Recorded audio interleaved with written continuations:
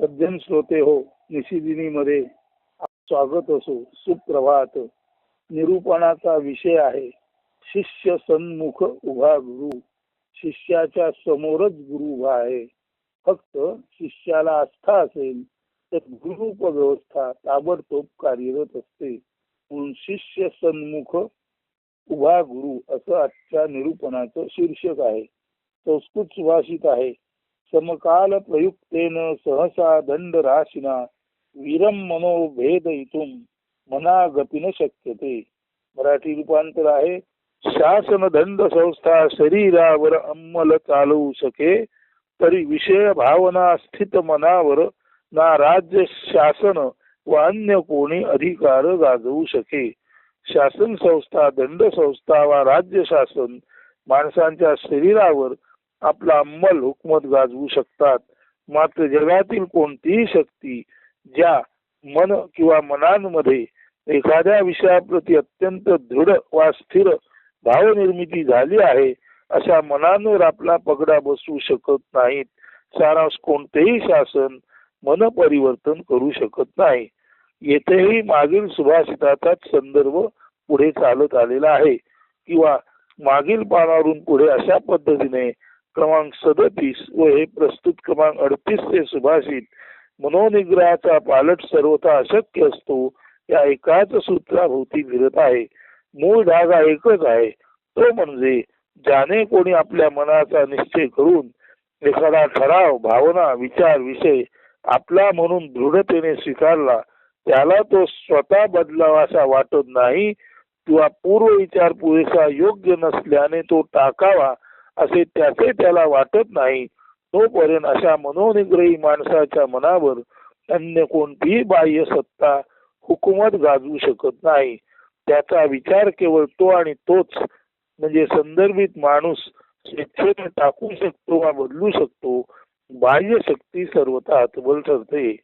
आता याचा संदर्भ आपण गुरु या तत्वाशी लावूया. गुरु कितीही श्रेष्ठ ज्ञानी, विद्वान व आत्मसाक्षात्कारी असला तरी जोपर्यंत एखादा ज्ञानोत्सुक, जिज्ञासू, पृच्छक, विचारक शिष्य व अनुयायी त्याच्याकडे येऊन त्याला शरण जाऊन अंतःकरणाच्या तळमळीतून उपदेश ग्रहण करण्याची आस्था प्रकट करत नाही तोपर्यंत गुरु नावाची संस्था, व्यवस्था कितीही आदर्श असली तरी पुरेशी परिणामकारक ठरत नाही. ज्ञानासाठी आस्थाच नसेल तर गुरुरूप व्यवस्था काहीही विशेष परिणामकारक असे कार्य केवळ एकतर्फी आपल्या बाजूने करू शकत नाही.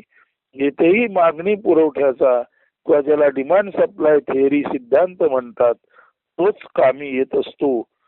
तसा गुरु तर सर्व निसर्गात असा ना तसा तत्वरूपे भरून खेरीज उरलेला असतो. श्री दत्तगुरूंनी निसर्गातीलच गुरु मानले ना, तेही थोडे थोडके नाही तर तब्बल 24 गुरु. सांगायचा मुद्दा हा की बदल परिवर्तनाची जेथून जेथून साध येते तेथे तेथे स्वयंभू गुरु उपस्थित असतो. मात्र विषय भावनेने निगरघट्ट झालेल्या मनात आपणहून परिवर्तन होऊ शकत नाही. ना राजसत्ता, ना गुरुसत्ता किंवा ज्ञानसत्ता. ज्या कोणी माणसाने आपल्या मनात एखादा विषय, भावना, विचार यांचा घट्ट परिग्रह किंवा स्वीकार केला आहे त्याला किंवा त्याच्या मनाला ना राजसत्ता, ना गुरुसत्ता, ना ज्ञानसत्ता पालटवू शकत किंवा बदलवू शकत. मग तो विचार कितीही चुकीचा का असेना, तो चुकीचा आहे म्हणून तो बदलावा असे संबंधिताला वाटल्यासच सुयोग्य परिवर्तन होऊ शकते.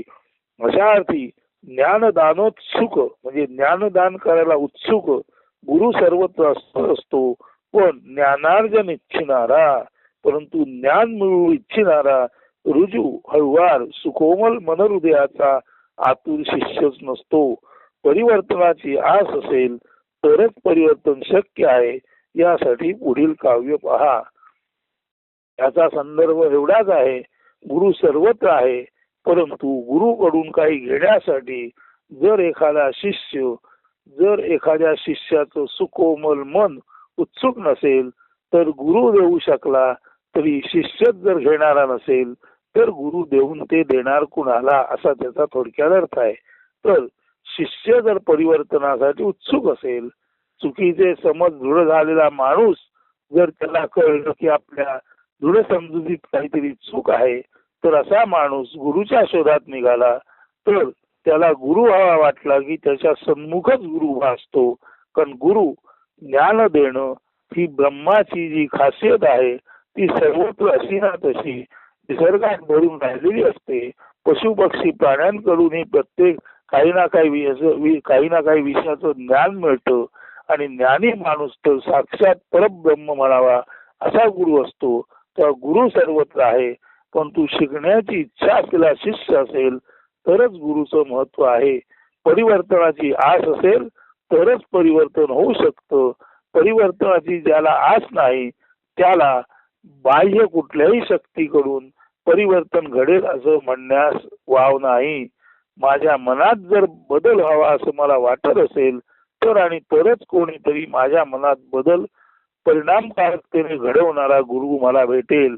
अन्यथा बदल घडवण्यास सक्षम असलेला गुरु सुद्धा समोर जर बदल घडण्यासाठी उत्सुक असा शिष्य नसेल तर गुरु सुद्धा अशा वेळेला हतबल ठरतो. तर आता बघा गुरु कसा आहे.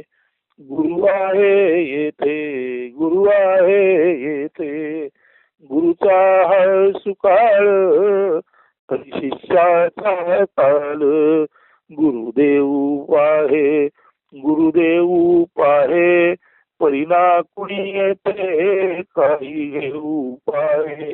गुरुविद्यालयी परिशिष्य मायालयी किंवा मध्यालयी. गुरु विद्यालयात असतो, शिष्य मात्र मायालयी म्हणजे भ्रम बाजारात असतो किंवा मध्यालयी म्हणजे दारूच्या दुकानात असतो. गुरु विद्यालयी परिशिष्य मायालयी अथवा मध्यालयी. गुरु जेथे असा तेथे क्वचितची असतो, परिशिष्य तेथे क्वचितची असतो. गुरु सुगंध केवडा, गुरु शिष्य भ्रम बेवडा. गुरु सुगंध केवडा, शिष्य भ्रम बेवडा. गुरु ज्ञानी स्थिर, शिष्य ज्ञानी अस्थिर. गुरु हा सुगंधित केवड्यासारखा आहे. तो सदोदित आपल्यातून काही ना काही प्रक्षेपित करत असतो. तो त्याचा ज्ञान सुगंध सर्वांसाठीच त्याने मुक्त सोडलेला असतो. परंतु हा जो शिष्य आहे तो भ्रमामध्ये मायावी संसारामध्ये बेवडा म्हणजे ज्याला आपण म्हणतो बेधुंद झालेला असतो. म्हणजे या मायावी जगामध्ये बेधुंद झालेला, मध्यालयामध्ये बेधुंद झालेला, अज्ञानामध्ये जो अस्थिर झालेला आहे मनाने, असा हा अस्थिर मनाचा भ्रमवेवडा जो शिष्य असतो तो जोपर्यंत त्याला स्वतः बदल व्हावा असा वाटत नाही तोपर्यंत सतत सुगंधी केवड्यासारखा ज्ञान सुगंध देणारा गुरु आणि ज्ञानामध्ये स्थिर असलेला गुरु तोपर्यंत काही करू शकत नाही. जोपर्यंत शिष्याला स्वतः बदल व्हावा असा वाटत नाही तोपर्यंत. म्हणून शिष्याला जर आपल्यात बदल व्हावा असं वाटलं तरच गुरु सुगंध केवडा आणि गुरु ज्ञानी स्थिर असतो. तो शिष्याबद्दल काही उत्तम परिवर्तन करू शकतो. म्हणून गुरु सुगंध केवडा, शिष्य भ्रम बेवडा. गुरु ज्ञानी स्थिर, शिष्य अज्ञानी अस्थिर. एक गुरु ज्ञानी स्थिर, शिष्य ज्ञानी अस्थिर. एक देणे पणी उदार, दुसरा करंटे पणी निराधार. एक देण्यासाठी आतुर आहे, उदार आहे, पण दुसरा चांगली गोष्ट घ्यायची म्हटली तर करंट आहे, त्याला चांगलं काही नकोच आहे. अशा वेळेला गुरु काही करू शकत नाही. एक देणे पणी उदार, दुसरा करंटे पणी निराधार. अरूप गुरु पाहावा साधार, जरी होई तू साक्षी निराधार. जर कोणी शिष्य साक्षीत्वात राहू पाहिल, अक्रिय तटस्थतेत राहू पाहिल, तर अशा साक्षीत्वात अक्रिय तटस्थतेत शांत मनी अवस्थेत असलेल्या शिष्याला पूर्वी न दिसणारा गुरु सहजासहजी दिसू लागतो.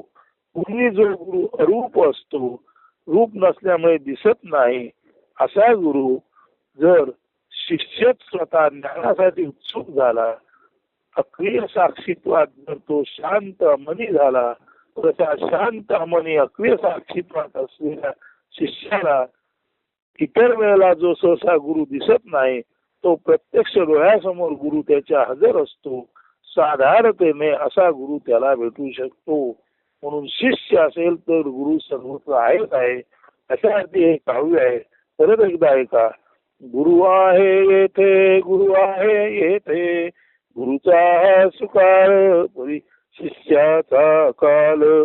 गुरुदेव पाहे, गुरुदेव पाहे, परिणा कुणी येथे काही उपाय. गुरुविद्यालयी परिशिष्य मायालयी अथवा मध्यालयी. गुरु जेथे असावा तेथे क्वचितची असतो, परिशिष्य तेथे क्वचितची असतो. गुरु सुगंध केवळा, शिष्य भ्रम बेवडा. गुरुज्ञानी स्थिर, शिष्य ज्ञानी अस्थिर. एक देणे पणी उदार, दुसरा करंटे पणी निराधार. रूप गुरु पाहावा साधार, जरी होई तू साक्षी निराधार.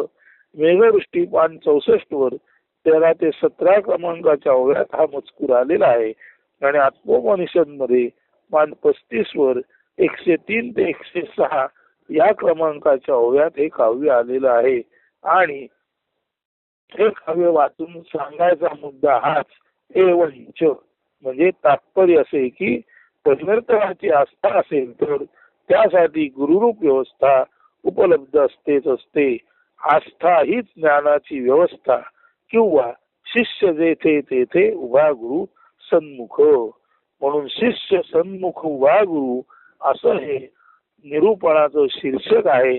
पहा आपली आस्था आपणाला काय सांगते. आपली आस्था जर ज्ञानासाठी जागृत असेल तर गुरुरूप व्यवस्था तुमच्या सन्मुख आहेच आहे हे निश्चित समजा. हेच या आजच्या निशिदिनीच्या निरूपणातून शिष्य सन्मुख उभा गुरु सुचवायचा सांगायचा प्रयत्न केलेला आहे. पहा आपल्याला कसे काय जमते ते. धन्यवाद अस्तु. शुभ दिन, सुप्रभात.